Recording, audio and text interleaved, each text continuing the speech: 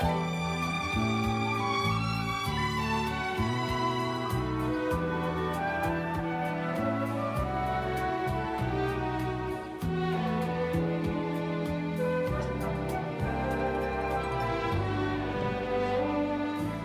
and welcome to So Good We Named It, the first Golden Girls and Golden Palace podcast, and the first Golden Girls or Golden Palace podcast, to my knowledge, with black hosts. And fresh from Goldencon, Barrett, that's me. Okay. And we have a very special guest. I'm going to try to pronounce your name correctly. Elysium? That is right. Good Okay. job. Ooh, thank goodness. Well, Elysium just asked how we were feeling, because as you all may have known, we were stricken with COVID. But I just took a test, and it, I believe, is negative. It instantly went to negative. You're supposed to wait 15 minutes, but I'm like, what's it gonna do? Erase? I'm pretty sure that I am finally negative. But if my job is listening, I do still need this time off. I might have long COVID, so it's best we just What the maintain. hell is long COVID? It's a thing where people have the symptoms for like months and months and months. Oh my God. I am still coughing a little bit, so. Are you okay now, Kay? Are you feeling better? I feel fabulous as always. Yeah, you were one of the few people that I met at Goldencon that did not tell me that they caught it afterwards. So congratulations on your wonderful immunity. I was starting to think I was the reason people had it, but I don't believe so, since I was vaxxed and whatnot, and in seclusion pre-Goldencon. But we actually met at Goldencon because you stood up and asked a question when we were interviewing Mark Sakin from Golden Girls and Golden Palace. He was a writer, where you asked about the calendar, to which he replied, you need to get help if you're still curious about that. And I ran into you later, and I was like, you should come on the show, because I, too, fixate on these little things. And we just recorded with Stan Zimmerman. We haven't posted it yet. And for those that don't know, he was a writer on the show. And I asked him, where's the vase? Like, what happened? It reappeared, and then we never saw it again. So I am with you. I noticed all these little things. And he said that he noticed that type of stuff when he was working there, and that he would point it out, and they'd be like, oh, who's going to notice? Who's going to know? Because, there was no streaming back then, but, they should have listened. We noticed. That's who noticed. Yes. Oh, my God. I mean, if you watch something... he said that he cared. Exactly. Yeah. If you watch something over and over and over and over, you cannot help but notice these things. So I said, well, maybe we should do a whole episode just pointing out these little things, which aren't necessarily, the inconsistencies people automatically go to, like, their kids and names and things like that, but little stuff that only someone who, I guess, needs to get help, like you and I, may notice. Do you have a running list or any notes you want to start with as we discuss them individually?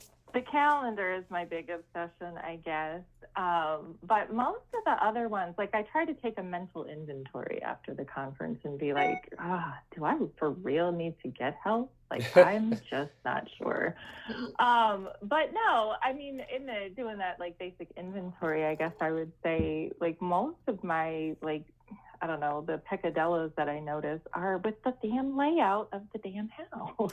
Yeah. And I know, like, there are entire sites dedicated to what the floor plan really is and isn't. But, I mean, it's just little things, like you noticed, too, with the decorative, vases and the flower arrangements and the chairs and the whatever. But, I mean, it's like some days Sophia has a bathroom, some days she doesn't. Sometimes Right. Rose is sharing the hall bathroom, sometimes she's not. Like, it's all of that stuff, I guess. But no, I don't just sit here with a list and, like, go back to the episodes and check it all out. But it does drive me crazy. Well, I from time noticed to time. the calendar.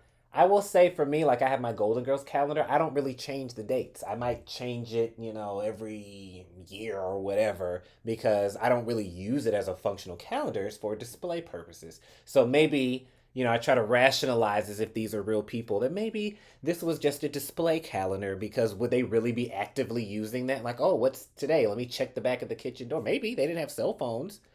So I guess maybe they wouldn't know otherwise. I used to keep track of the day by what TV shows are on, but now that I stream most stuff, Like today, I was telling my husband I had You no can lose idea. track of the days. Right, because he's like, Yeah. didn't you know I had to go to work at this time? I'm like, I don't know what day it is. I have not worked in forever because of COVID, and I don't have my TV shows to remind me. So I don't know. I'm just floating through, trying to figure it out. What else was it that I was gonna mention? Oh, you said the bathrooms. I was talking to somebody yesterday on Twitter, it might have been Matt Browning, about the bathrooms because somebody posted the bathroom from when they installed the toilet. And I was like, wow, what an Oh, elaborate bathroom that's never to be seen again. And I assume it's the bathroom for guests. And then they all have their personal ones because we know Blanche has a bathroom because she kept going to pee because when she's nervous, she pees, which we never have mentioned again. And that she says she doesn't like public restrooms, which also didn't stick. But Sophia has a bathroom because Dorothy was in the shower with Max, which why is she in there? And then if you notice, there's no mirror over the sink. There's a painting, which is right. so odd. Right. And I'm like, who does that? Yeah. How are you going to have a bathroom with no mirror over the sink? Like, that makes no sense. But yeah, that whole Max thing, I thought that was probably the hall bath. But then, from time to time, I think Dorothy and Sophia share a bathroom because Dorothy will come out and say things like, why did I fall in the toilet? You left the seat up again, like all of these things. So Right? Like I I wonder, just don't know. Like, is that common that you have a four-bedroom and each one has an ensuite, and they don't always reference it, but they'll open the door and you'll see like a towel on a rack or something. So I just assume it must be a bathroom. I don't know if they have bathrooms that just have sinks and no toilet, or I mean maybe there's no tub. So I'll buy that maybe it's just a sink and a toilet. But when I met Rue so McClanahan, maybe like a half bath. yeah, maybe, Yeah. just so since they're older, they got to get up a lot in the middle of the night. When I met Rue, I asked her about that. Like what's the deal with the layout and how can all those bedrooms fit back there? And her response was magic. So Ah, it's better than I don't give a shit. The other response we. well, yeah, that's the other response, the one I got from Mark Sacking, because I told you I saw him in the hallway too after we had spoken, and he was very apologetic for his comment, which, like, I don't care. Like, we're going to get clowned. We all should get clowned. We're at the conference about the Golden Girls. Right. It goes with the territory. But his whole premise was he was the showrunner and he didn't have time to worry about little things.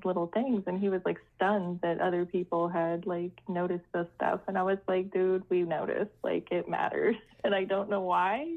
Like, maybe I'll know when I die. But yeah. So, but yeah, I mean, that response is better than he just didn't give a shit about the calendar. But I was like, dude, somebody did, because they blacked out the name of the month.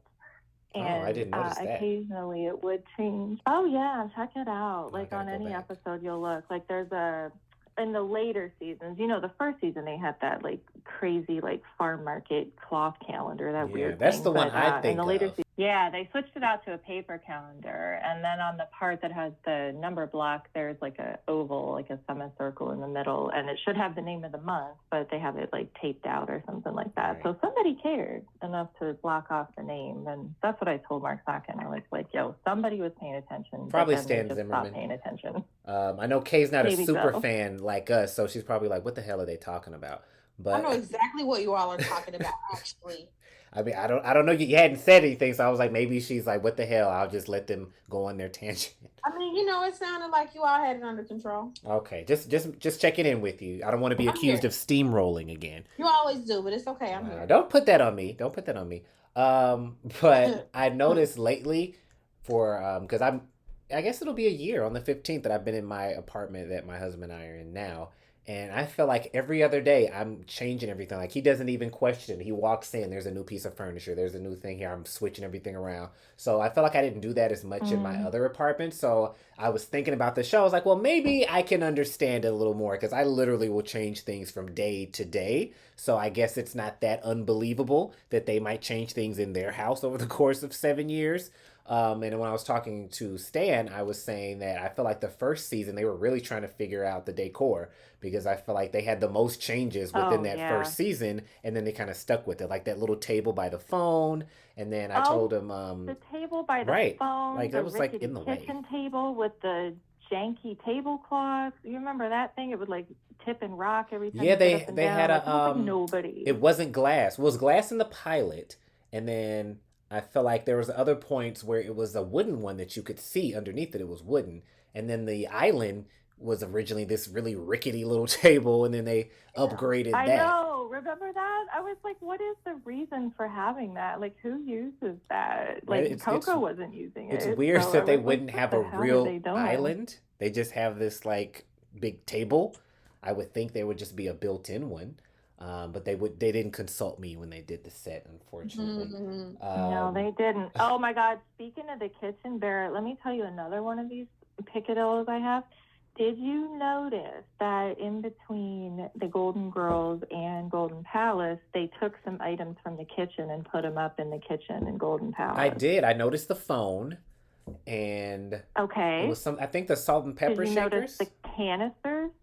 Yeah, the salt and pepper shakers and the canisters, like the ones that you put like flour and sugar. Are those on that like tile shelf behind the kitchen table at the hotel in their kitchen? Yep. Mm-hmm. Yep. I appreciate you know what I'm talking about.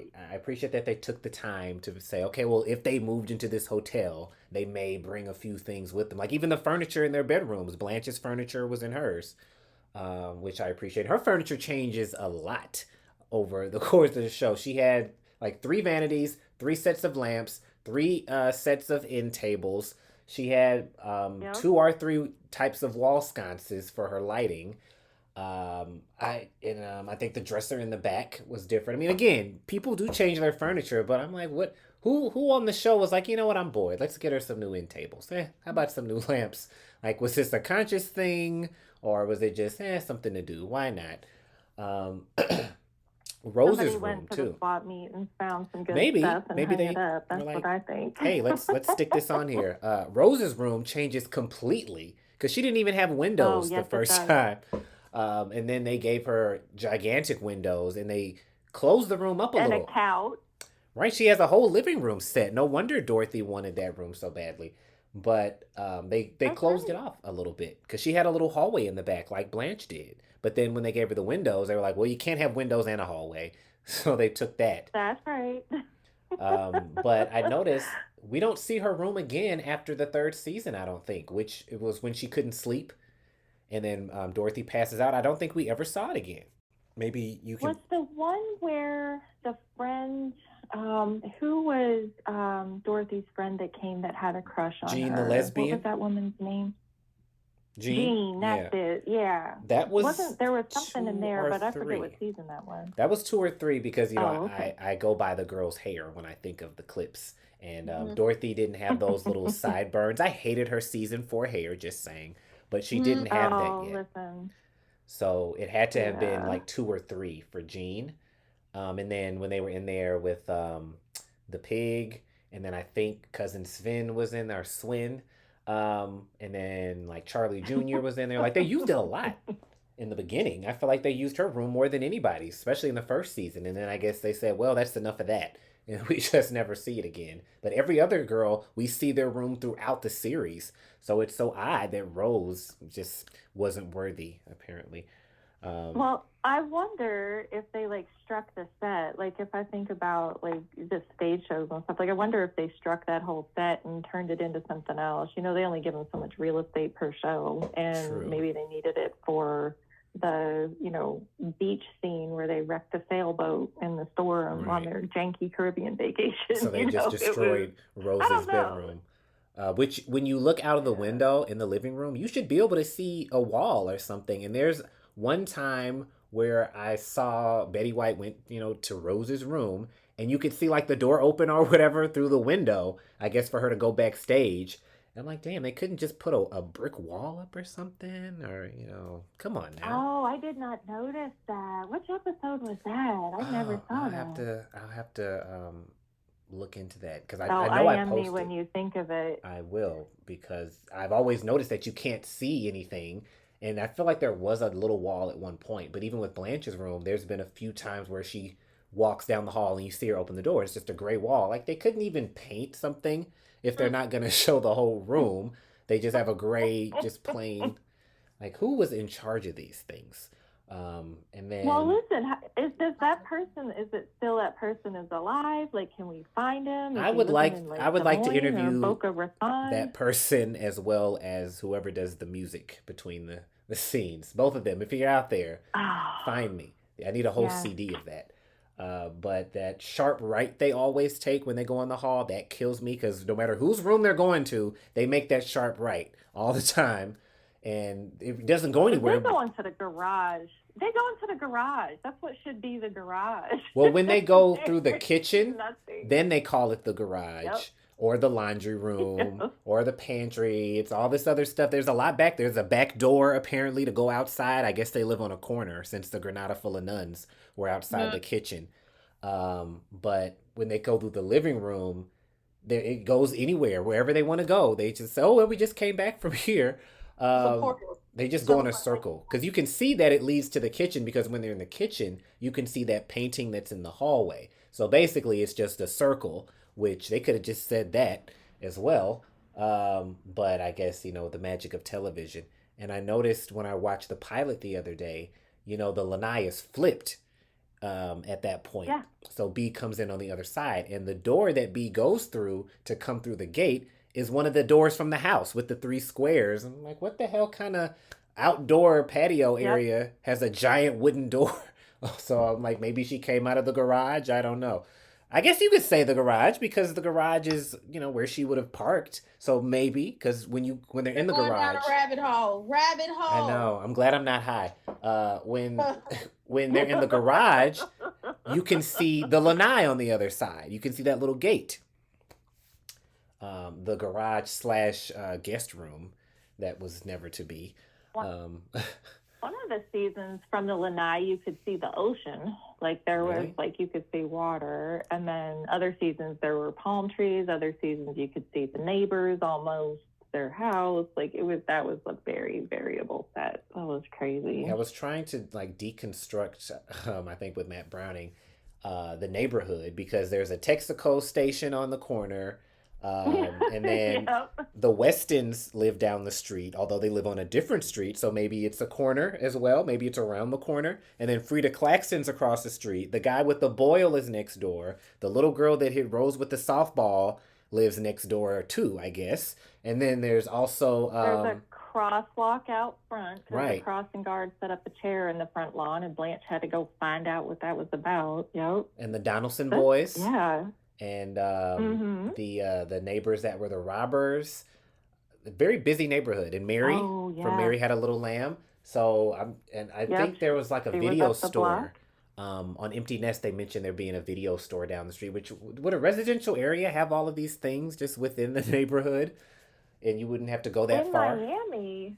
In Miami Beach, they could, because like when you go up North Beach, like there's, I don't know, just how the topography is. There are neighborhoods where there's like straight residential houses, but like 2 blocks over, it's like straight commercial. So I could see it maybe if they were living in Miami Beach, but I don't know. They would have to be on a corner because in addition to, the Grenada full of nuns and all that, Dorothy is outside of her, I assume that's her bedroom because she's outside of a window when Stan comes to pick her up, and then a car zooms past. And they hit the deck in the bushes. Right. Yeah. So clearly there's a street there too. And then when Dorothy was the big ugly man with the limp going past Blanche's room, she would have had to come off the street somewhere, which that seems like a bit of a walk to go all the way around instead of just walking right up to the back door.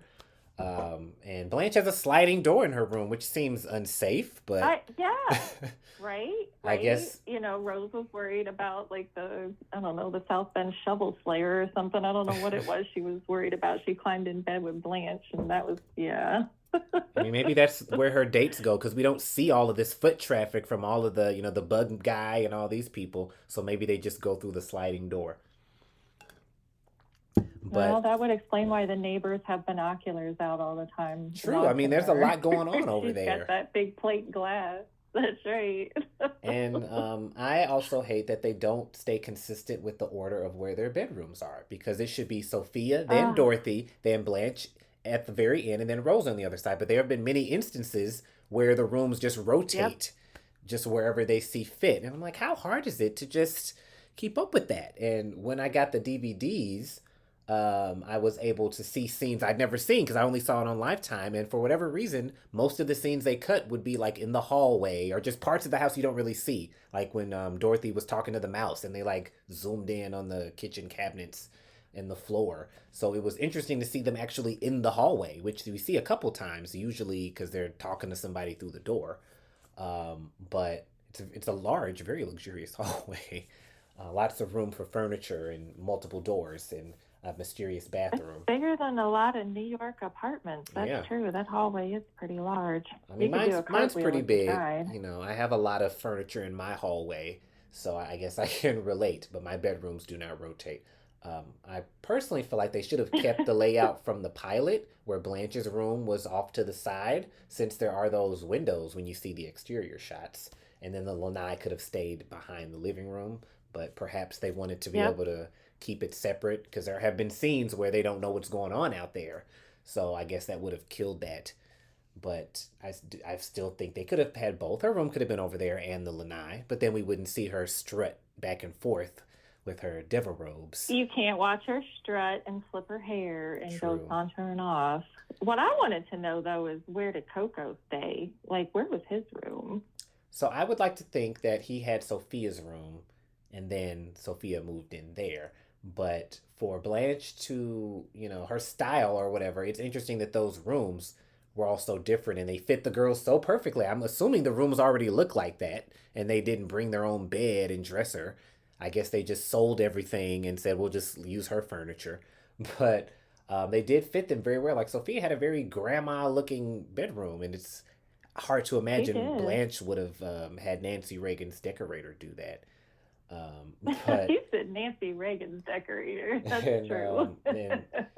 then she had the roommates before them who she apparently just put out on the street without a second thought and went and put up a new ad. I guess there was no lease and she didn't care what happened to them. But Did you ever figure out how much their rent was? I would love to know. Well, wasn't I trying to look that up the other day? Yeah, Wasn't I high? yeah. Oh, no wonder I didn't do it. Did you find anything? Because I don't know if I've ever heard. I just know that, like, randomly she would threaten to increase the rent, She and never I just mentioned it. I never, think I was yeah. trying to calculate. No, that wasn't what I was looking up. I was looking up how much a bus ticket would have cost because Rose said her 4 kids sent her home on the bus. But I do want to know how much the rent would have hypothetically been at that time in Miami, 1985, and what her mortgage might have been. I'm surprised George didn't pay it off. He was a lawyer. What'd she need them for? But I would like to know what she was paying, and I'm going to make a mock Was up paid lease. off, and she was still charging them and just pocketing all the Well, money. she had said once that you got to find a couple of suckers to pay down your mortgage so your something Well, and raises higher remember and higher. they had a note on the house because when they tried to install the hot tub, the inspector was like, "Yo, you can't have 4 people staying here. That's against the rules. You got to kick somebody out." And like their solution to all of that was to put the other girls on title to the house. Yeah, co-owners, So they as they had to have say. had, yeah, exactly. They had to have something. I thought, but Barrett, I can look that up for you. That's what I do in my day job is housing policy research. So you want me to tell you what now? I'm gonna take a note. Yes, You I want me would. to I know would like 1985? to know what the average rent would have been for that house. And I'm curious, what like do you have to fully own your house in order to have co-owners, or can you still be paying it off? And is that even a thing? Like, who really is keeping track like that? I mean, maybe, but I would think if you want to have your friends live with you, then that's your business. It's not a boarding house. Right, that's what I'm saying. So I don't know what type of special arrangement they have because there's nothing on my mortgage that says I can only have XYZ people living in my home. All right, you can do whatever you want. It's your house. Right. Or she could have just told him, "Oh, Yeah, never mind." you're. Yeah, the guy was right. Like your local building code will be the boss of how many unrelated adults can live in a house. They have a lot of strict rules most places where you can't have 27 Well, yeah, grown that's adults maybe living a in little a excessive. two-bedroom house, right? But if you have a mortgage on your house and you want to add somebody to the loan, you have to go through the bank and they have to do a full underwriting of the people you're trying to add to the loan. But if you're not trying to add them to the loan, if you're just trying to add them to title, you have, I think you would have to get the bank to agree to the change in title on the house. But you have to just file the paperwork to do the adding them to the deed. Well, I wonder what happened when Dorothy moved. Did she pay out, the rest of what she owed, or was it like, well, too bad, I'm moving. You figure it out. And how could Sophia afford that? On her, well, I presume Lucas was going to bankroll her part of the rent or something. But and then you said something funny one time on one of these podcasts, Barrett, about how are they going to go from struggling to, put a roof on the place to, or maybe this was at the conference you said that, how are they going to go from a situation where they're struggling to pay to put a roof on the place, but now they just all of a sudden bought a whole hotel on the beach in Miami. Right, and I'm like, they sold that house and they probably got a little bit of money for it, but I don't know that there's enough to turn around and put down on a hotel. Where does Blanche get that kind of cash? I don't know. Nature's credit card, once again. But I mean, she had her Mr. Boudreaux, her Haitian lawyer, got her into it, so maybe they got a good deal. But I still want to know why they were paying for the roof and putting in toilets and doing all this for a house that they're renting. I'm gonna make a mock-up lease because clearly Blanche just was like, whatever. And I know that they didn't give a shit, but just from a standpoint of realism, no one ever thought that was weird that the renters had to do all of that. I'm not putting in a toilet over here. But it's Blanche's house, so I thought they were just helping her. Well, she was on. That was the episode where she had that rich boyfriend, so she was on a private jet while her tenants installed a toilet in her house. And maybe they were just doing that to be nice, but why were they cashing out their life savings for a roof on someone else's house? That makes no sense. And where's the homeowner's insurance? Well, homeowner's insurance, yeah, that gets on my nerves because that should have covered some of that. But that bathroom and stuff, she must have had something in the lease that said tenants shall share equal share of costs to do basic maintenance and upgrades or some crap. I don't know, but yeah, I don't know. I just always kind of felt like they just viewed each other as family at some point after they started living together and just decided they were going to get communal with it. But I'm I always felt like Blanche had a lot more money than everybody else, but she had it hidden under the floorboards or something. I kept waiting for there to be an episode where she's you stumble on her squirrel hole and she's got $87 million under the bed. She should not have been struggling the way that they were. She grew up rich. Her husband was a successful lawyer. She's got this beautiful 4-bedroom house that she doesn't need. She only works 12 hours a week because she must not need the money. And she has 3 tenants. So what the hell? Why is she always acting so poor? Does she have a secret gambling problem or something that we didn't know about?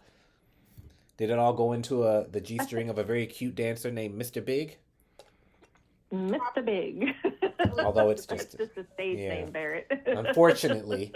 But, little things like that. It's just, I feel like there's no other show where you get this much focus on household type things. Even though, there's plenty of shows where people live together either as roommates or as a family. But it's they were always fixing something. Something was always breaking or something super expensive going on. I'm is this just because they're older that they want to just focus on the perils of being older and needing money? Or did Blanche just buy a horrible house? You know what I noticed about all the ladies, I think, is they, each of them commonly share this characteristic. I don't think any of them was literally, involved in their marital finances. They all have had, you remember when Rose was I'm relying on Charlie's pension, and she didn't know anything else about any of the rest of the finances that he had, and then the pension went away. And like you just said, Blanche's husband had a metric ton of money. We know he had one kid out of wedlock. He had some trust fund he was stashing it to, but where did the rest of it go?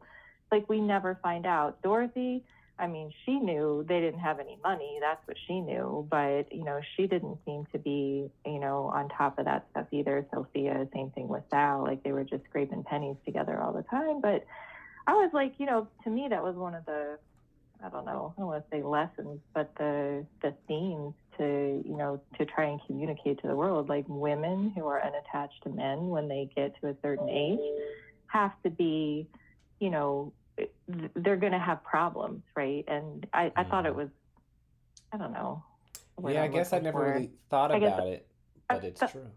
yeah, I felt kind of heartwarmed that they were able to help each other through it. But to me, that's something that always sunk in, even like being a lot younger than I am now. Like I was like, you need to get control of your money. You know, it's not about having a ton of money, but you need to know where your money's coming and going to, and, you know, try and stay on top of it so you don't end up getting surprised by, you know, somebody's pension going away and having a panic attack. I'm going to have to go live on the streets and stuff. So She was always so afraid of being homeless. Like multiple times she's mentioned this. Even on Golden Palace, on the first episode, and the first episode of Golden Girls, she mentions being homeless. Like, what the hell's going on with her where she has this fear? And they all have kids. They do have places they could go, or people that could help them, I would assume, except for Phil. But I feel like never Phil. But yeah, Dorothy didn't really have a lot of control with the finances because they needed to ask Mother's Bornak for like $1,000. And it's like, damn, you don't have any savings, any credit cards, anything. I mean, not to say I'm just the richest person in the world, but I could get $1,000 if I needed it. And they're at this late stage in their life and still, you know, barely getting by. Back then, $1,000 was a lot more money than it is now. But to be fair, right, like, what's the deal? But what was funny about that episode was Stan's mom. She hiked up her stockings and she was like, yo, I'm going to break you off what you asked for and some more. She had it, like, again, you know, hiding it like Blanche. Just stockpiling the money. And Blanche's family got rid of the Grammy's plantation. Did no money come from that? And they had multiple, like, mansions, Hollingsworth Manor, and just all this stuff. So, again, somebody's got some money somewhere. But Blanche was unbothered by money. Like, she never was stressed out, except, like, she expected the girls, like you said, mysteriously, it was up to them to figure out how to pay for the roof, pay for the, you know, the plumbing. It's like all this stuff. That's like, oh, my goodness. And she wanted her Mercedes. She was always trying to keep up with the Joneses, you know. She tried to get a Mercedes twice, I think. Because I know there was a time where they told Feinbaum to eat her heart out. But she rented the Mercedes so she could get into fender benders with cute guys. Was that what it was? No, she was going to sell it to them. That's what it was for that one. She was going to sell. She put an ad up and said she was selling it for cheap just to meet men. It was hilarious. And then there was another time where she was hitting people with, I think, Rose's car to try to meet them.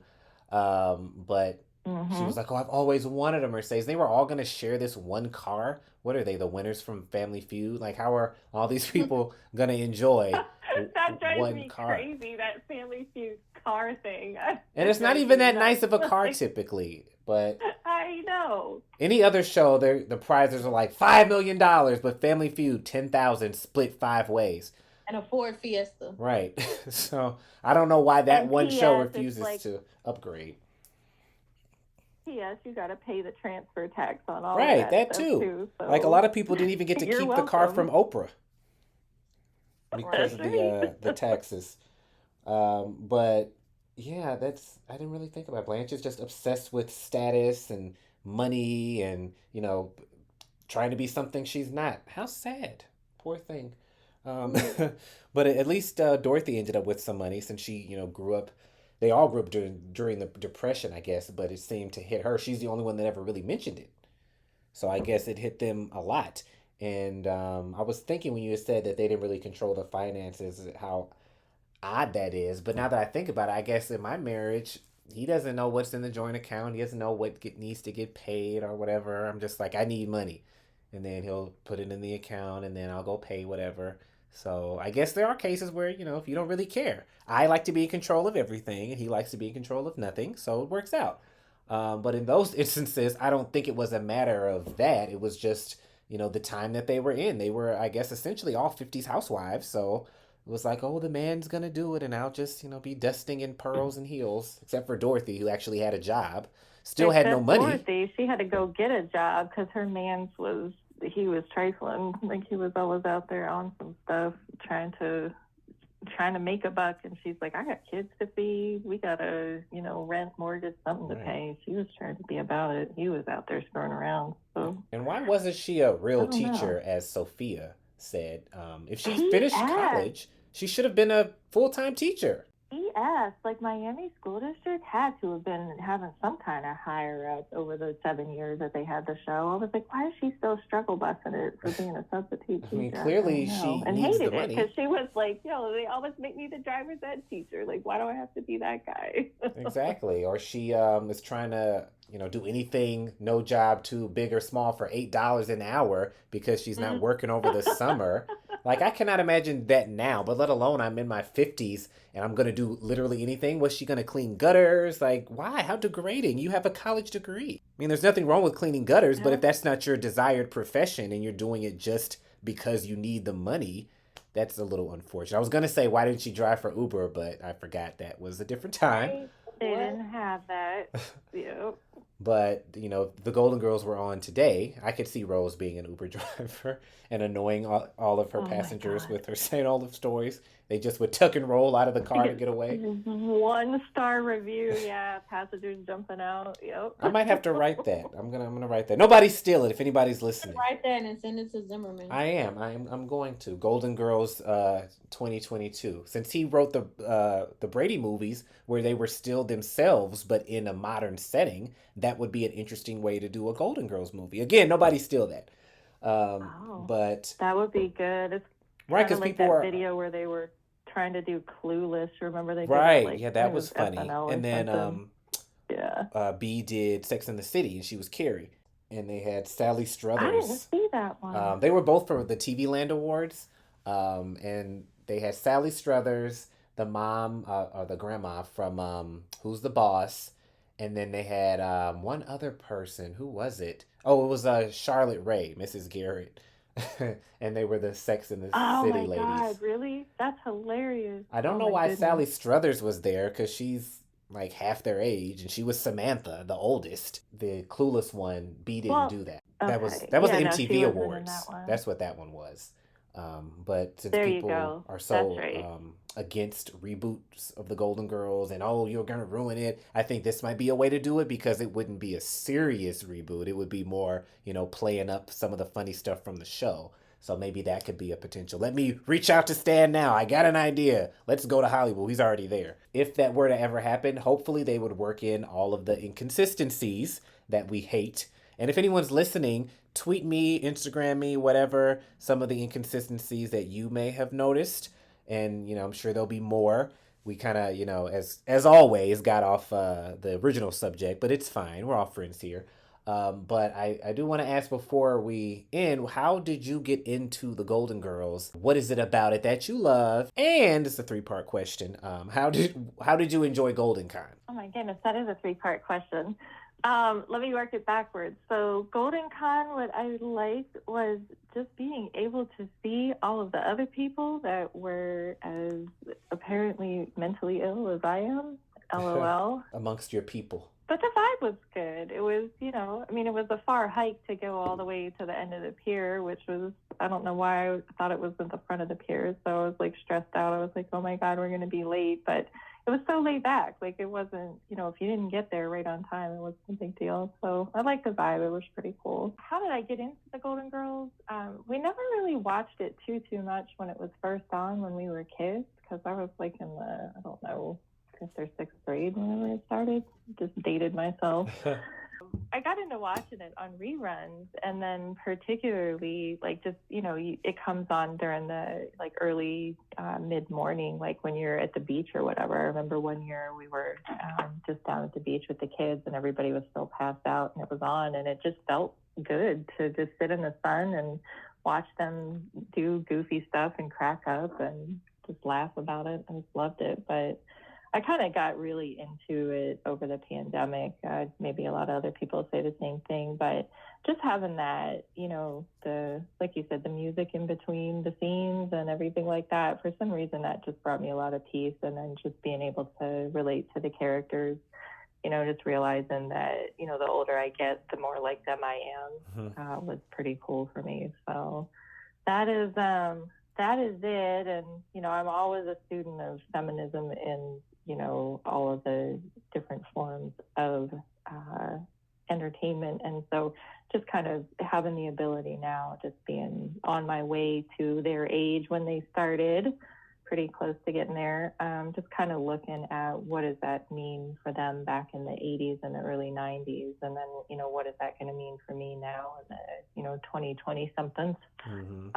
It's just, I don't know, just to kind of think about that is pretty cool. And, you know, then you add to it all of their, like, just being ahead of the time back in the day. I mean, you know, we talked about a lot about that at the conference, but, you know, they just really were out there with it. And, you know, for that to be those little old biddies that I look at and I'm like, oh, that reminds me of my grandma. I'm like, no, heifer, that's about to be you. So, you know, stay out there, stay ahead of the game, and, you know, be fearless with it. So, yeah, that's what I have to say about that.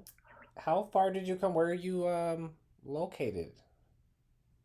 I am in Maryland, right outside of D.C., like a little commuter community. There's a lot of halfway people between D.C. and Baltimore. There's a lot of people at Goldencon from DC that we either met right before or at Goldencon. Is that where the next one's gonna be? Because so many of you came here. I didn't realize. Oh, I think we should do it in Miami. I was surprised it was in Chicago, but I get, you know, like what they were trying to do with the community center up in Boys Town. Right. I was like, that would have been really cool too. So not mad at them. Except Chicago weather, y'all, for real? Ugh. That was a rough weekend. I don't think they can have it in Florida if you can't say gay. This is not the event for Florida. Oh God, I keep forgetting about that stupid DeSantis, that guy. Ooh, so maybe when he's gone, we can have it at Disney. He needs to go. You know what we should do? We ought to get Stacey Abrams to help everybody, but we ought to organize and go down there and campaign instead of doing a convention next time. Everybody will be dressed in character. Dressed as Sophia and Dorothy and Blanche and Rose with our picket signs. Maybe they'll have a Goldencon golden rally or something, and we can make the news. I feel like that'd be a good way to get in the news if all the protesters were dressed like the Golden Girls, and we'd be chanting the theme. Wouldn't it though? Nobody steal that. God, that's our idea too. Anybody Text listening? Me, don't I'll steal be there. As will all of the other DC folk. But thank you so much for joining us. FYI, you don't have to walk down the pier. You can get dropped off closer down at the end, which I didn't know, and I'm from here until Goldencon. Oh, I found that out. Yeah, that was a pro tip I didn't know until later. I'd never been to that side. I didn't even know all that was down there. So we all learned something. Me neither. But do you have anything to plug? Any ventures you'd like to put out there? I don't know if you have anything. If you don't, that's fine too. Not in the GG space, my friend. I just thank you for the conversation and the companionship on these crazy analyst issues. So keep me posted if you learn anything new. I shall. Maybe I will start a list. Kay, do you have a list? I have a list of everything. But as we always say, collectively now, thank you for being a friend. Being a friend. Why are you so slow, Barry? For more information on our podcast, head over to www.sogoodwenamedit.com and follow us on Twitter and Instagram at So Good We Named It. And check out our Facebook page, So Good We Named It, Golden Girls Golden Palace Podcast, and our Facebook group with the same name. And to find out about the next Goldencon, go to thankyouforbeingafan.com and join the mailing list. And as always, thank you for listening and thank you for being a friend. I was trying to wait for you all. You sounded... Thank you for being a friend. Just say it like that. So Cindy Fee can sue me? No, that'd be Andrew Gold. I think he would sue me. We're going to let Kay sing it. Nobody wants me to sing that bar. That's Kay. She's got it. I had spoken with Cindy and Aaron at Goldencon, and I was like, why don't you all have a single out? And apparently it's the Andrew Gold estate that is keeping that from happening because Andrew Gold wrote the song. And for whatever reason, he's, kind of in the way. I don't know if he's still alive or if it's his, family or what. But I guess they don't want that to be a thing. So that's why we don't have that. But it's good to know that they, want to do it. Because I was like thinking they were the holdup. But they're like, no, that would be great. But we can't. And if you're still listening to the show, you got that little fun fact. And if that's not common knowledge, you didn't hear it from me.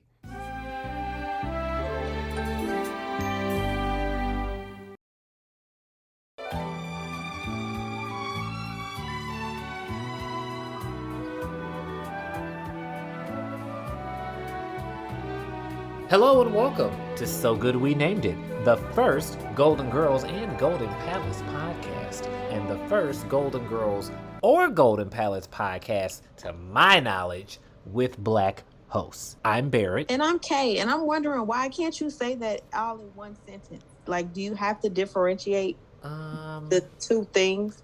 Like, you can't say the first Golden Palace and Golden Girls podcast, to my knowledge, with black hosts.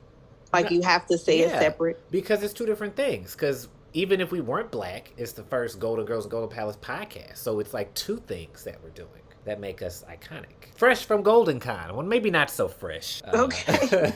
But we are recording together alone for the first time in months. We always have a guest. Or, Beard always tries to replace me, like, very, very low key.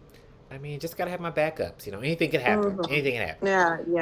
Anyway, but I've been on my Barbara Walters shit lately, doing my interviews. So, 5 very different women, 5 very different points of view. Okay. One of my famous impressions. But I was like, damn, we haven't done an episode review. No, that's a different voice. If someone wants to show you who they are, believe them the first time. Them. Okay. Thanks. Yeah. I'll be here all week. But we haven't done an episode review. We did post one, but that was old as hell. Like, we're posting a lot of old stuff. Like, the last episode's from, like, March or February. I don't know. But this one is being recorded in July on Chris's birthday. Chris from Golden Girls Posters. So, shout out to you. Happy birthday, Chris. Yeah, we're doing Golden Palace. So for those of you that hate it, catch you next episode. Buckle up. Buckle up, slut puppy. Because those Golden Palace episodes don't do so well in the ratings, just like the original, I guess. But that's fine. If we're a Golden Palace podcast, we're going to have to review them. And shout out to Heather, because she also loves this episode. This is probably my favorite Golden Palace episode. And this is episode, I believe, 14. It was 18. Damn. Yeah, 14 is Runaways, my other favorite. But this is... Damn, I guess I should have had this ready to go. Mm-hmm. You could have had it too, so don't do that. Ah, damn, I said 18. But what's it called? What's it called is the question. It's called the... You've lost that living... You've lost that living feeling is what it's called. That's what it's called. Yeah.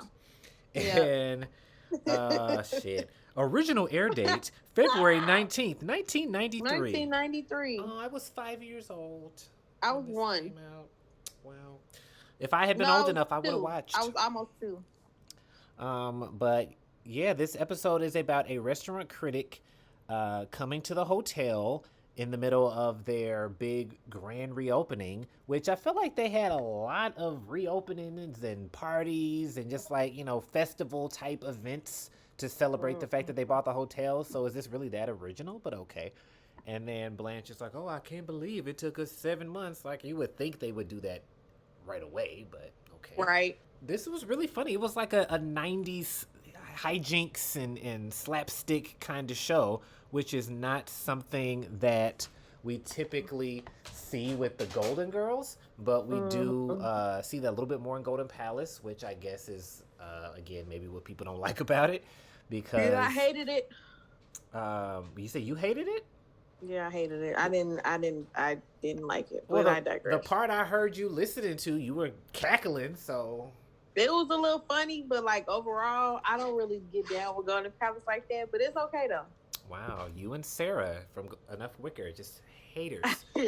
Shout out Sarah. Who just had a baby. It's too much unpredictability. Congratulations, did she have the baby? Yes, little Oreo has been born. Congrats.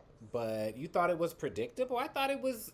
I didn't know what would happen next. No, I said it's too much unpredictability with the Golden Palace, and I don't like them. Oh, you like knowing what's going to happen? Yes. It's a feel-good show. Like, Golden Girls is a feel-good show, so I pretty much know which episode to watch if I want to feel a certain way. And with the Golden Palace, even though I don't know the episodes like that, it'd be too much shit going on, and I just be like, whoa. I mean, it makes me sad every time I watch it. I don't know why, if it's because I think of what could have been, or what, but sad in a good way, like a nostalgia type of sad, even though I didn't watch it before when it was first on, so I really shouldn't feel nostalgic. It had a lot for me. I was laughing out loud, and I've seen this like 4 times, and I was really just cracking up. I was like, damn, I should have watched this hot. But one of the first jokes they had was Sophia with her Shady Pines flashbacks. Yeah, I'm like, damn, they had him eating on the floor. I feel like they really are very over the top with the Shady Pines references in Golden Palace versus Golden Girls. In another episode, they're talking about having her in the trees picking oranges.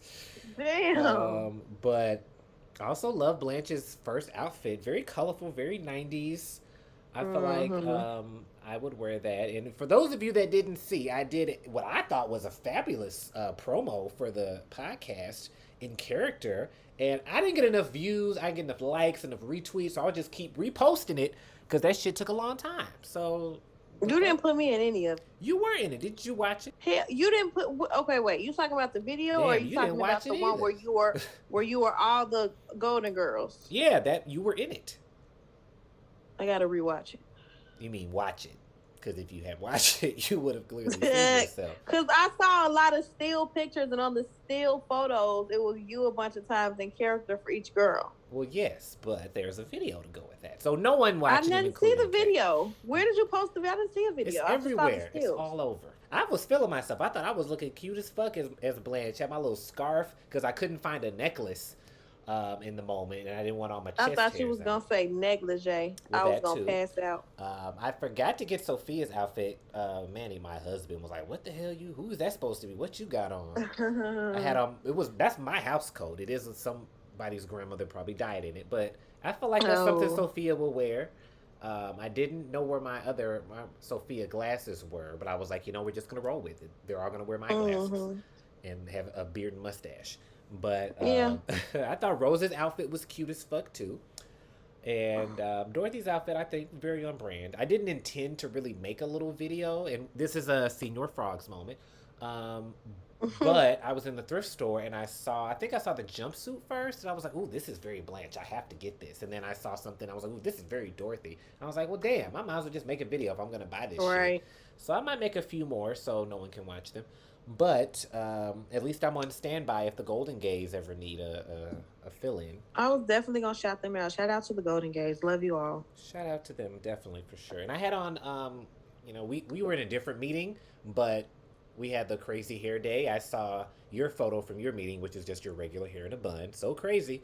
It wasn't my regular hair. It was a really high top bun, and like some of the braids were out of place. Oh, so wacky. You might win that gift card.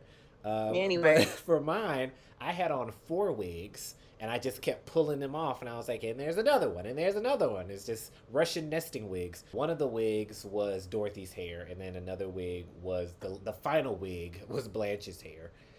And they originally were like, are those Golden Girls wigs you have on? Because I had my Golden Girls background. I was like, no, not all of them. 2 of them, yes. But I digress. They mentioned the word banal, which I had never heard before. So, well, Roland said it meant plain.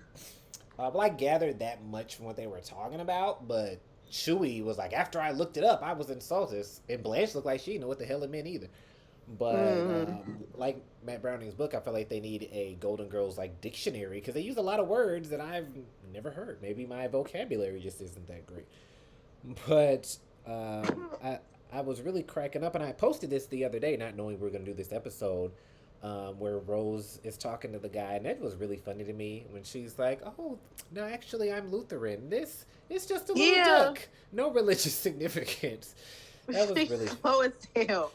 It's just a duck. And that made me think about the fact that with the Golden Palace, they're all interacting with random people more often. Typically, anybody they interact with, it's their family, somebody they're dating, but they're just talking to strangers. So they don't know how, stupid she is or how zany Sophia is, how slutty Blanche is. And I think that's, a plus that they're able to play up more because the average person is like, what the hell is she talking about?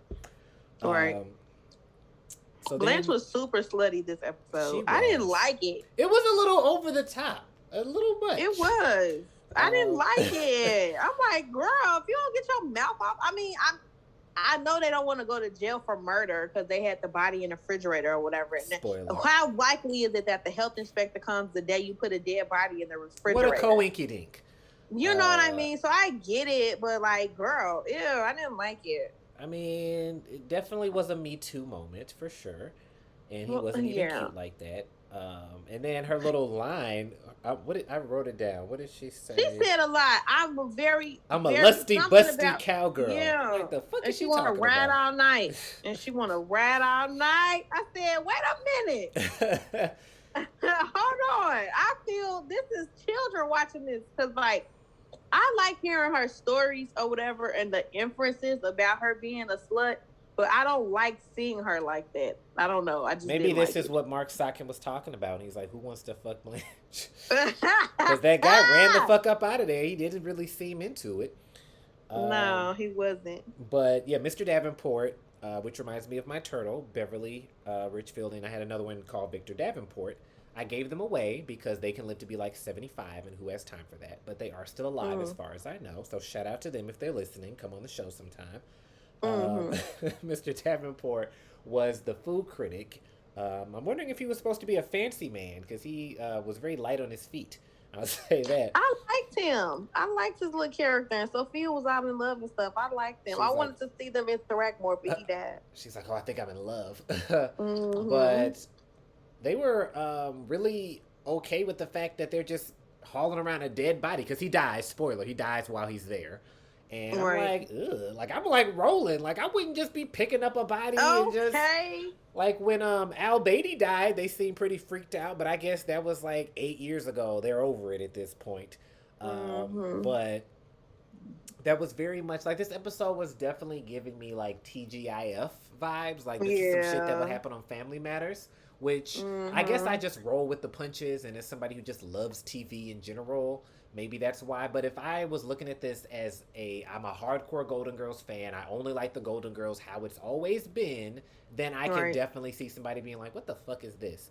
Same, because I'm just like, what is happening? Because usually the episodes have like a what? What was pissing you off? What was pissed? Because it usually makes more sense, like the storylines make more sense or whatever, and they're more knowledgeable with some of the choices and decisions that they make. Like, what pissed me off was the fact that when Roland took the dead body suitcase to the man's hotel room and they got in the room, why they just didn't take the whole suitcase? Like, what would possess you to take the dead body out the suitcase and put it in the bed? Like, why would you do that? And that couldn't have even been... I mean, I guess... Well, that answers my question, because I had made a note. Where the hell she get this big-ass suitcase? But I guess if they had delivered his, then she would have emptied the clothes out. So those must have been the clothes that were in the freezer, because I was thinking those are Mr. Davenport's clothes. So that makes sense. That ties that up. But I've never seen a suitcase that big in my life. And Rose was dragging that shit around. Autumn had on high heels and shit. I'm like, damn, I know they tired as fuck. And they laid the man in the body the man body in the bed with Rose. Like, what the fuck? Disgust. And then Rose was playing sexy with the man in the room, and I'm just like, I don't like this. I don't like. I mean, that did crack me up when she was like, hide me. Oh shit! I'm knocking shit off. I knocked over the goddamn space heater, fucking with this shit. And yes, I have a space heater, even though it's hey 90 Tiger degrees. And gonna growl. Don't nobody care about that space heater, Barry. But she gonna talk about hey Tiger. Well, I don't want nobody coming for me because people always come for me because I'm hot when it's hot outside. So I just had to put that out there in case people are gonna attack me. But it happens. I was attacked yesterday for my space heater, but it's 96 degrees. Why do you? Is it on? See, I'm being attacked now. Is it on? Not at the moment, but it's only because I didn't want it to be too loud. I had one on under my desk. Is it cold in there? Yes. Manny likes it a frigid, like 33 degrees. I feel like Mr. Davenport in the freezer. Oh, my God. Y'all got central air? Yes, of course. Nothing but the best. Period. But... Well, with Mr. Davenport dying, like, that's nasty as fuck. They got him all on shit, all in the kitchen. Disgusting. Okay. Disgust. And I noticed, because I always like to look in backgrounds to like see if it looks realistic, and they had some like it's not Comet, but it's something like Comet in like a gold canister, And it still fucking looks like that to this day, whatever that brand is. And their baking powder, which I have that same brand right now, and that still looks the same 30 years later. Johnson Johnson? Johnson Johnson don't make baking powder. They make baby powder. Baking powder. I thought you said baby powder. I was like, what? No, not the Johnson Johnson, no. I like Johnson Johnson. And I just find it hard to believe that Chewy and Sophia made all of that shit. It was all these decadent-ass desserts, loaves of bread. Yeah. And that's just sitting out. It's going to melt. They need to put that up. But why the hell he had a rat poison in the kitchen, though? With right, the he food, had it right there. Somebody looked like cornstarch. So you'd have thought you'd have killed this man. Everybody was just cool about it. He's about, I guess subconsciously, I wanted him dead. Sir, are you a murderer or no? Nobody really addressed that in the moment. What the hell? And the rat is in an electric chair on the box. That seems extreme. But I can see Sophia because she's always like, okay, I'll check a dead body, whatever, you know. But the rest of them, like when she told Blanche, she was just like, oh, okay. Like right in that moment, no big deal. And what the fuck was Blanche wearing? I hated that plaid Partridge Family collar inspired outfit. But I will say he played dead very well. I was very convinced. Hell no, he ain't played dead good. Like when people play dead on TV and movies, I'm the person that's looking to see if they're breathing, like if their chest is moving up and down, like are they moving their hands and shit. Moving? And he was fucking moving. Damn. And I was impressed. But Sophia said, like when they finally brought his body to the couch at the end in the lobby, she was like, "Yeah, something. This is not how we do it back in Sicily." Like Sophia, you be moving dead bodies all the time. Well, she always has, even on Golden Girls, made all these little slight references to imply that she was like associated with the mob. She was in a mob. I was gonna say, girl, you was in a mob. But I like that they finally had an Asian that was not a racist stereotype. Who was Asian they had in it? Wow. The newscaster lady. Oh, Kim Fong Choi. Not her. Same on inside, different on outside. But I will say that it is kind of a trope that they always seem to make like on-site news reporters Asian on TV, which I don't know why, because in real life, the Asians I see on the news are in the damn studio. But, shout out to Linda Yu from ABC7. She was so nice when I met her. Love her. Lovely woman. She's living her best life. If you're listening, Linda, come on the show. Beautiful gals. One of these days, somebody's going to say, hey, I heard you say if I was listening to reach out to you. But I also, what did I put on here? Oh, Salman Rushdie and Joan Van Ark. I didn't get the reference. Matt, can you make a Golden Palace version? Because I have no idea who that is. I know who Joan Van Ark is. Well, I've heard the name. She was either like on the Today Show or an actress in the 80s. Okay, so she's an actress. I wasn't born, so I can't like. Oh, she's looking real interesting. I'll just say that. I Googled her. She's looking very interesting. But she, oh yeah, duh. They said she was on Knots Landing. But other than that, don't know much about her. But I don't know who that other person is. Maybe someone listening can explain that. But let me go back to my notes here. The peas porridge hot, peas porridge cold. That cracked me up too. Them doing their little patty cake, whatever that was. I'm not impressed. I guess I'm easily amused. And then the coroner got the report the day of. That was a real quick turnaround. Right, that was a quick ass autopsy. And then he gave it to Blanche. Who the fuck is she? Why would she get it? Because I guess Roland knew the coroner personally, which is why they tried to keep it under wraps or whatever. Did he say that? Did I miss that part? Yeah, because Roland was like, let me call one of my coroner buddies, basically. Maybe we can keep it under wraps. One of my coroner buddies. He just has a couple of them on standby. I guess. Don Cheadle liked my tweet the other day, by the way. Hey, Don Cheadle. Shout out, Don. Roland was fine. I really had time for him. I mean, he was decent. I mean, he could throw me in a laundry chute any day. Not all right. And why does the laundry chute come out in the kitchen? Okay, because where is I think they just had to do that for a dramatic effect because the health inspector was still in there, and then Chewie had to push him out the door when the body flew down the laundry chute. It's clearly a body coming down the laundry chute. Right, he's just like, all right, bye. And do hotels even have laundry chutes like that? I've never seen one. I don't know. So unless it's like a hidden compartment. I'm gonna be looking the next time. The next time I'm at the Knickerbocker Hotel. Oh, please, are you gonna drag them right now? I'm just saying, I was on my Karen shit. Oh. Them bed sheets had enough hair to make a damn wig. Okay? Oh my God. And the caulk was coming off in the shower. There was blood-stained carpets. Just horrible, horrible. And they did not want to refund me. Sidebar. Was it a crack house? You would think, and this was a very luxurious location downtown. Like, if I looked between two buildings, I felt like the girls who went on vacation. I could see the beach. And it was very expensive because I just wanted a staycation. You know, I wanted to relax. I run a household. I'm a busy guy. You know, so my husband got me a little gift card for hotels.com because I was telling him I needed a little vacation. And I was having a good time. I had my Eddies. I went over to the Cheesecake Factory. Very much so. I did a little shopping. I was living the life. But then when I noticed that, because there was not even a blanket in the room, an extra blanket. I guess I was supposed to freeze to death. So I wouldn't help myself. I went into the little laundry room they had. Because the door was open. So I was like, oh, this is a good blanket. But it wasn't enough. So when I found somebody, I had to go look. So I found her. She's like, oh, there should be a blanket. It's not. So she took me. You could have just called somebody. I don't like to be a bother.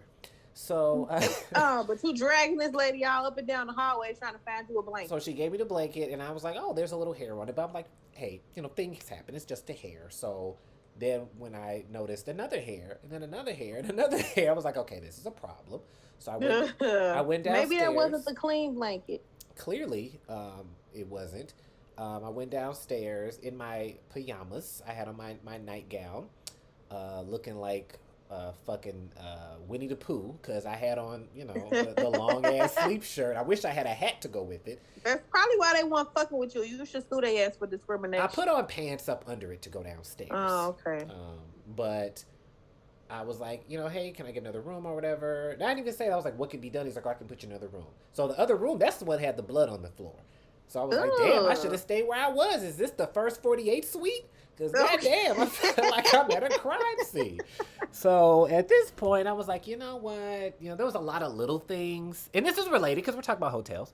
There's a lot of little things. I was trying to overlook them. Like the toilet was as high as a fucking bar stool. I felt like I needed that guy that helped Sophia.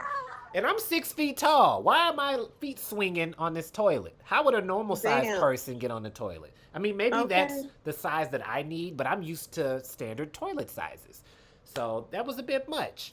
And I'm just like, okay, gross. So I call hotels.com. They said that the hotel was denying the refund. So I go downstairs and he's like, oh, well, all I can do is offer you $15. You would have been better off offering me nothing than to offer me $15. Right. Supposed to do? Roland never would have treated me like this. Never. So at this point, you know, I'm ready to set it the fuck off. So I start recording and he's like, you don't have permission. I was like, I don't need permission. I don't need it. You on candid camera now. So you on candid camera now. Here you go with your shit. So I'm already in hotels.com's ass because they offered me $50. That wasn't enough either. And I felt like the people that call our job, like I wanted to say all the shit that they say to us. Like, I've been with you guys for all these years and I spent all this money, but I know they don't give a fuck just like we don't. So I didn't bother. And by and large. Okay, because they don't care. So, anywho, needless to say, he refused to do anything. I did get $100 from hotels.com. So I'm roaming the streets at like 3 a.m. in Chicago, waiting to be... What you mean roaming the streets? Because I left. I couldn't sleep there. I didn't feel safe. I didn't want to have bed. So why you didn't go home? So here's the thing. I parked my car at a valet. And I went... And I looked, and the valet closed. So I went to the building, and I was like, hey, do you have access to the keys? Like, can I just get my car? Oh, I don't work for valet. I work for the building. Oh, helpful. So I'm trapped. So Manny couldn't come get me because I had my car. And even if I Ubered or whatever, I didn't want to wake him up because I didn't have my keys, assuming he would even hear me, you know, ringing the bell. So I was like, okay, let me just walk around waiting to be riddled by bullets. And so I go to the Hilton. So I'm like, okay, I'll just get an expensive ass room just so I can sleep for a few hours. He's like, oh, our computers are down. God damn. So they couldn't give you a room? He couldn't check me in or anything because the computers were rebooting or something. I mean, it was like 3 in the morning. That means it's free. So I go to the Drake, where Princess Diana used to stay. So I'm like, okay, well, luxurious accommodations. And the room was already going to be like 3 something. He's like, yeah, and there's another charge because you're checking in the middle of the night. I was like, I'm not paying $400 something for 6 hours. So Damn. I go back to the Hilton. I know I was looking pitiful, probably crazy, because I just had to throw on whatever I could, because I was dressed for, hot ass weather, not middle of the night cold ass weather. But luckily I bought some sweatpants when I was at the mall. But I go back to the Hilton. Long story short, he did give me a room and he let me stay an extra night, no charge. I don't remember his name, but I did do all 10s on the survey. Hopefully he got some credit. Maybe because I'm a Hilton Rewards member. But he was like, oh, would you like some bottles of water? Hell yeah, give me everything you got. And that room was very luxurious. Everything you get. But I wasn't done with the Knickerbocker bockety bock. I don't like the way that you boppity bop, bitches. So I'm reaching out to CEOs and all these top people. I'm calling, they hanging up on me. I'm on hold for 30, 40 minutes. I'm doing Yelp reviews, Google reviews, sending emails. I know they were sick of my ass because the same man that told me he couldn't do shit, because I asked, I was like, you could do it, you just don't want to. He's like, yeah, I could. Right. Oh, okay. He emailed me directly and was like, oh, I'm so sorry, Mr. Blackman. First of all, it's Dr. Blackman, because I put Dr. Blackman when I signed all that shit. So address me as such. Period. It gives you the option to select Mr., Mrs., Doctor. I picked Doctor. But he was like, oh, I'm so sorry. You got a full refund. That's what the fuck I thought. Okay. But I wasn't done. I was like, I'm going to need something else. What you got? I need a credit for a room at one of your sister hotels. And he was like, well, I can't. He didn't respond to that. And then he called me Ben. I was like, my name is not Ben. But I'm going to, like, you didn't respond. Hello. And he was like, oh, I'm sorry. Yeah, we can give you another room at our hotel. I was like, was this a suite? It's a standard room. I don't really want to stay there, but they gonna lick your pillows before you call. That's fine. You bet I ain't getting no damn room service though. Maybe I'll have a party. If y'all want to come down, let me know.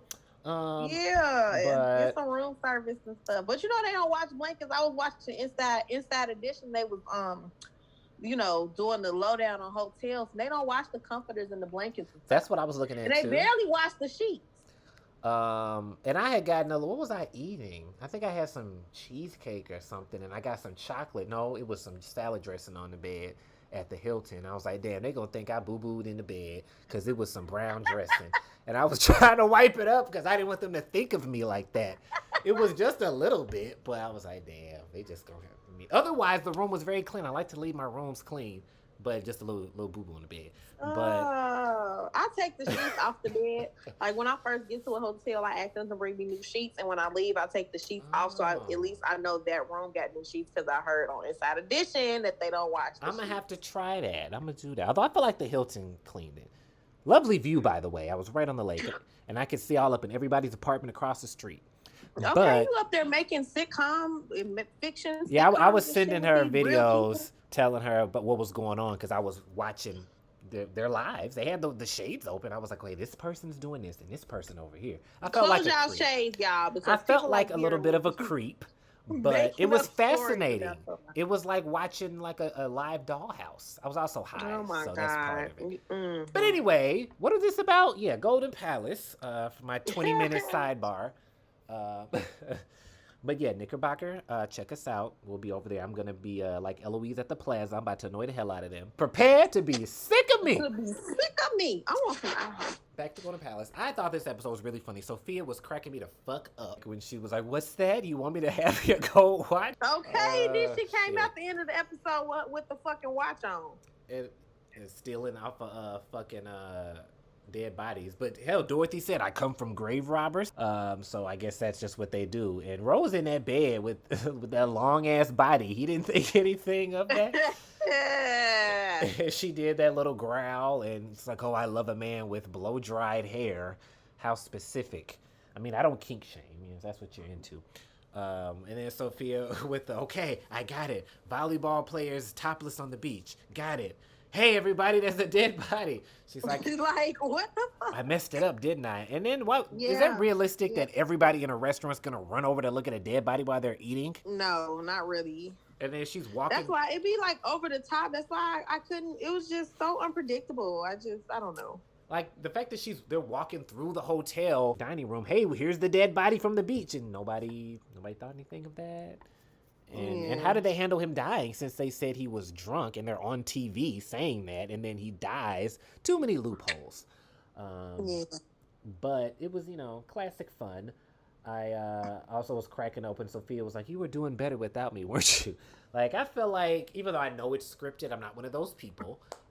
It really just seemed like Estelle Getty was just saying whatever and just having a good time. Like, she didn't even seem like the Sophia we usually saw. It's just more so just saying crazy ass shit, which I love. They all are just over the top on Golden Palace, but I don't know. I think I just liked it because it was so different and so crazy, and it just had a lot of really funny moments. But I do agree, it is not the heart of the Golden Girls. There was no lesson. There was no, usually they have like a sweet moment, like, "Oh, I love you all. Let's have a hug." It was none of that. There was, they didn't learn anything. It was just, let's just do some crazy shit. We all got away with everything we did. We got away with everything, basically. Like, and then Sophia stole the watch, like. I mean, they were kind of, a shell of their former selves. Like, think of Rose and Sophia and Blanche in season 1. Like, there's no way they would have been doing this shit at all. They would have called the police. Especially Rose. And Dorothy definitely couldn't have gone for this type of shit. So I feel like they're doing stuff they couldn't do if Dorothy was still around, because Dorothy would have put the kibosh on that immediately. And that was a lot in one day. Back to back, and then they just randomly have this freezer tacked on. But Sophia would have had to have been she would have had to have been at least 89, I think. Maybe 88 at this point. And y'all are letting her ride down a laundry chute? No wonder Dorothy wants to take her ass back to Atlanta. Like, what the hell y'all doing? That's some dangerous shit. I wouldn't even do that. And she's hauling around dead bodies. If Dorothy knew what the fuck was going on over there, she definitely would have taken Sophia home. Like, she don't need to be doing all of that. She could have gone to prison. They could have lost the whole hotel. I mean, they always are on the verge of losing the hotel every fucking episode. Right, that's the story. The A story, the B story, like losing a hotel. And there really wasn't a B story this episode. It was just the one story. No, it wasn't. It was 2 stories, because it was the grand opening. Yeah, I suppose. It was really 3 stories, the A, B, and the C, because it was the grand opening story, and then the dead body story, and then I guess if you want to count Rose and her little fake fling story or whatever. Well, I feel like all that was kind of together. Maybe they're trying to be like Friends, because they would always have, in Seinfeld, they would have 3 stories, and typically they would intertwine. So maybe they're trying to do that. Overall, I liked it. Let us know what you think in the comments. Not that there's any comments, because it's a podcast. But it was all right. But tweet us and Instagram us. Start doing that. Every episode, tell us what you think about it, because y'all don't really do that. And I'm interested to hear what you think. And rate us. Rate us, please, on Apple or Spotify or Anchor or Google or wherever you listen. We would most appreciate that. Very much so. Very much. But we have some very exciting episodes coming up. Our interview with Bonnie Bartlett and some special guests that you'll be very excited to hear from, as well as the young Dorothy, Lenny Green, and other special guests that you'll be very excited to hear from. And a whole lot of other stuff. And I'm very excited. And I just want to say, on a very special episode of So Good We Named It, I personally, because again, so much of what we've been posting is older. So now that this is a more recent episode, I do just want to acknowledge that I really appreciate all of the listeners, all the interaction, everything that you all do. I don't know if you get to see all of it, Kay, since I'm, the one that's logged into stuff, but we do get a lot of... I was going to say something nice and sentimental about me and about how you missed us recording together, just us two, but I digress. Oh yeah, that too. That's next. No, just go ahead. I do vow too. People just really respond a lot, and I really appreciate that. And when we started, I didn't think people were going to be checking for us like that. And I was just doing it to be doing it. So to be putting stuff out there that people actually like and listen to and are telling us how they enjoy it and how they like, our interaction, it means a lot. And I've been on YouTube for like 15 years, and part of why I stopped doing it is because nobody was fucking watching it. So, to go from being ignored all the time to having people actually excited to listen, it feels good. And we're going to keep doing it. Good. Hey, we don't have the rights to that. Yeah. Tony, and Tony, if you ever want to be on the show, let us know. I thought it was Tony.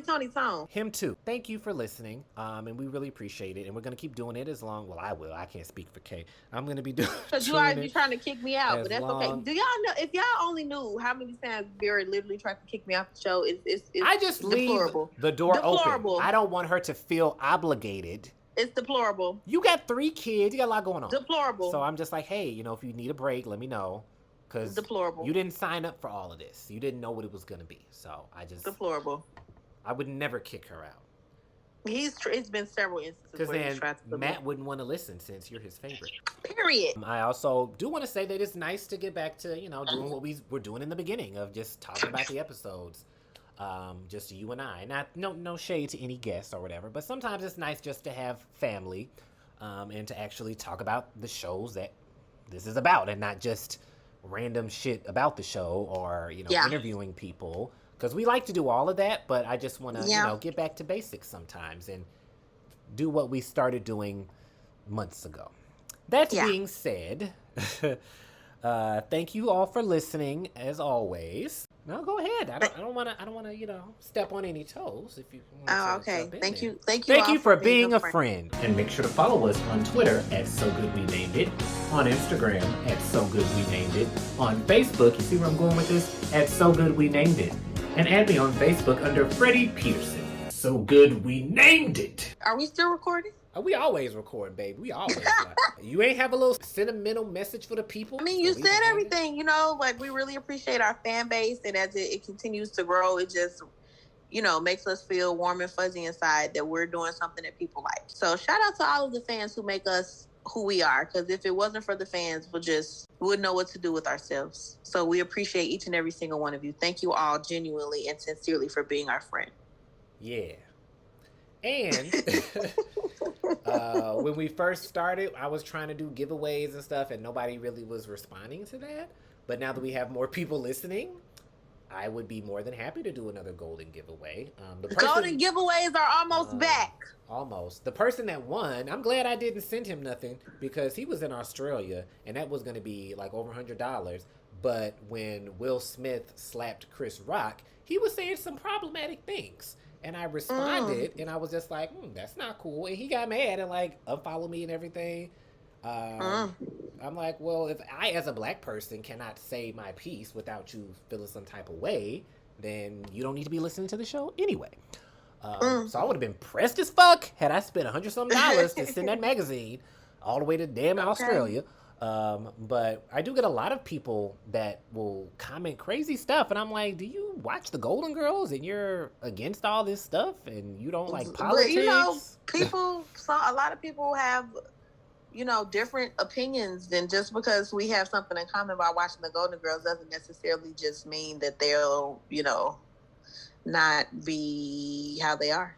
I guess I feel like we probably talked about this before a little, but I feel like if I am going to watch a show that's, you know, all about liberal stuff and politics and all this type of stuff, that I would assume that I would probably, you know, agree with that. And if I didn't agree with that, if somebody has a podcast where they're talking about that show, I would assume they're going to be talking about these types of things because that's what they talk about on the fucking show. So why people always tell me and Enough Wicker and other podcasts probably, enough politics, blah, blah, blah. Again, do you watch the show? Because they talk about this stuff all the time. And again, we are black, so, you know, I am going to have a black point of view about some stuff that you may not agree with, and that's fine. But I'm black, so deal with it. You know, because people, which I don't know if they're fans of the show or if they just randomly came across my page, but when I was posting stuff about Roe versus Wade, people were blowing my spot up with like essays about how, you know, they don't agree or whatever. That's fine. If you don't agree, then don't have an abortion. But what the fuck are you on my page for with that shit? Right. So, I mean, I know how the actresses felt about it, you know, with B and, you know, Rue being on Maude, and Maude had an abortion, so clearly they were pro-choice. So with me having this podcast, I feel like I want to kind of, you know, emulate what they think, not just my own beliefs. Now, if they had never addressed it or if they felt a different way, then I probably wouldn't have talked about it, because this isn't necessarily my platform to just share how I feel about everything, but I like to share things that I think are aligned with them. So when I share something that's like pro-trans, I feel that the ladies would have been, because they were very LGBTQIA friendly, And I want people that listen to us that are trans to know that we stand with you and we, support you and, that you're valid. So if you don't agree with any of the stuff that we're saying, that's fine. You can unfollow, you can unsubscribe, but don't be in my comments because that's what I be saying. Like, people just be wanting to use their Twitter fingers. You know what I'm saying? Like, you don't have to listen to us. We love everyone who loves us, and we only want people who love us. And if you don't agree with what we're saying, then you don't have to listen to us. But don't be blowing up our spot, because don't nobody want to hear that shit, because we still gonna say what we gonna say. Right. We still feel how we feel, and we gonna say what we gonna say. We're not gonna go back and forth in debate. I'm not personally, because I don't have access to all the Twitter finger shit y'all be commenting. For the I don't want to say naysayers, because that's not the right word, but for the problematic people, you know what I'm saying? Like, nobody's going to go back and forth with you, because I still said what I said. And it ain't changing over here.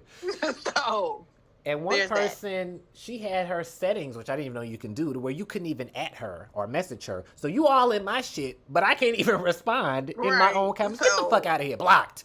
I hate that. You know how you be in a heated text argument with whomever you texting and they block you before you can respond? That shit pisses me off. I love doing that, though.